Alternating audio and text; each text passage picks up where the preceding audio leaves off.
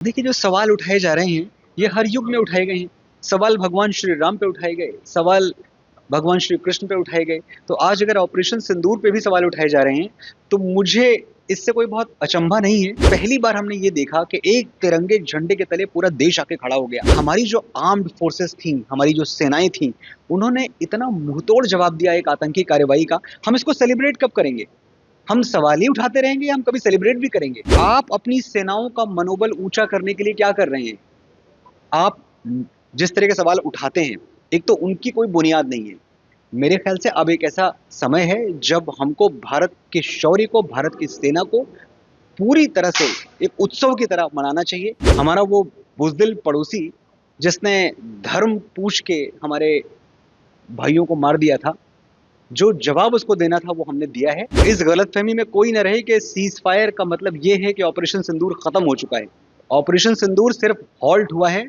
मुझे तो पूरी संभावना इस बात की लगती है कि अगर पाकिस्तान अपनी कायरता से, अपनी बुज़दिली से बाज नहीं आया, तो हो सकता है पाकिस्तान के खत्म होने के बाद ही ऑपरेशन सिंदूर खत्म हो। तो मुझे हंसी इस बात पे आ रही है कि जब सबको भेजा गया, जब सब पार्टियों से राय मशवरा करके और हमने कुछ डेलीगेट्स चुने जो जाके हमारा पक्ष इंटरनेशनल फोरम पे रखेंगे, तो इसमें शिकायत मैं ढूंढ नहीं पा रहा हूं। मैं भी समझना चाहता हूं कि शिकायत हो मुझे, पर मुझे हो नहीं रही है शिकायत। किसी को क्यों शिकायत है? हमारे प्रधानमंत्री जी ने इसका खंडन स्पष्ट शब्दों में कर दिया है और मुझे लगता है उसके बाद किसी शंका की, किसी संदेह की कोई गुंजाइश नहीं बचती है। जो सीज फायर हुआ है, ये पाकिस्तान की सेना और भारत की सेना के बीच की बात है। इसमें ट्रंप या किसी भी तीसरी ताकत का कोई रोल, कोई भूमिका मैं नहीं। जो मोदी जी कहते हैं, जो प्रधानमंत्री का वक्तव्य है, पूरे देश को उसके साथ उस पर सामंजस्य रखना चाहिए और उस पर विश्वास रखना चाहिए।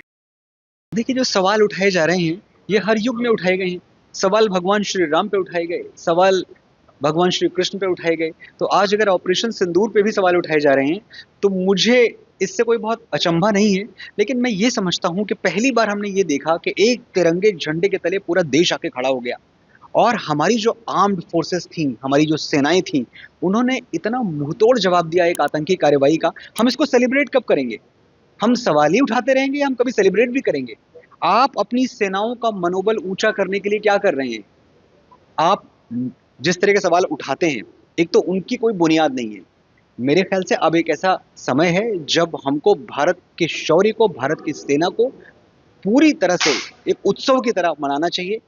हमारा वो बुज़दिल पड़ोसी जिसने धर्म पूछ के हमारे भाइयों को मार दिया था, जो जवाब उसको देना था वो हमने दिया है। और एक बात मैं आपको और बता दूं, इस गलतफहमी में कोई न रहे कि सीज फायर का मतलब ये है कि ऑपरेशन सिंदूर खत्म हो चुका है। ऑपरेशन सिंदूर सिर्फ हॉल्ट हुआ है।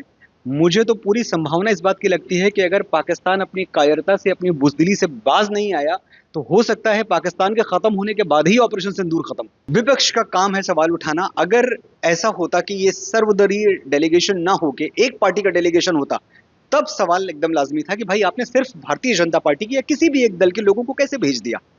देश में और भी आवाजें हैं, और भी इंटेलेक्चुअल्स हैं। तो मुझे हंसी इस बात पे आ रही है कि जब सबको भेजा गया, जब सब पार्टियों से राय मशवरा करके और हमने कुछ डेलीगेट्स चुने जो जाके हमारा पक्ष इंटरनेशनल फोरम पे रखेंगे, तो इसमें शिकायत मैं ढूंढ नहीं पा रहा हूं। मैं भी समझना चाहता हूं कि शिकायत हो मुझे, पर मुझे हो नहीं रही है शिकायत। किसी को क्यों शिकायत है? हमारे प्रधानमंत्री जी ने इसका खंडन स्पष्ट शब्दों में कर दिया है और मुझे लगता है उसके बाद किसी शंका की, किसी संदेह की कोई गुंजाइश नहीं बचती है। जो सीज फायर हुआ है, ये पाकिस्तान की सेना और भारत की सेना के बीच की बात है। इसमें ट्रंप या किसी भी तीसरी ताकत का कोई रोल, कोई भूमिका मैं नहीं देखता। स्पेशली शिमला समझौते के बाद तो ये तय हुआ था कि कोई तीसरी शक्ति इसमें इन्वॉल्व होगी ही नहीं।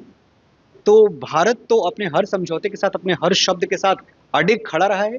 तो मैं ये मानने से पूरी तरह इनकार करता हूं कि भारत ने ट्रंप को या किसी के लिए भी वो विंडो खोली होगी कि आप आए हमारे बीच में सुलह कराएं। हम तो हमेशा से इस बात के खिलाफ थे कि जो कश्मीर है वो मुद्दा भारत का आंतरिक मुद्दा है, इसको हम इंटरनेशनल मुद्दा मानते ही नहीं है। तो ये बड़ा हास्यास्पद है कि ट्रंप आए और उन्होंने फोन किया। जो बातें हमने भी सुनी है, इस पे मुझे सिर्फ हंसी आती है और मुझे लगता है ऐसा कुछ नहीं हुआ। जो मोदी जी कहते हैं, जो प्रधानमंत्री का वक्तव्य है, पूरे देश को उसके साथ उस पर सामंजस्य रखना चाहिए और उस पर विश्वास रखना चाहिए।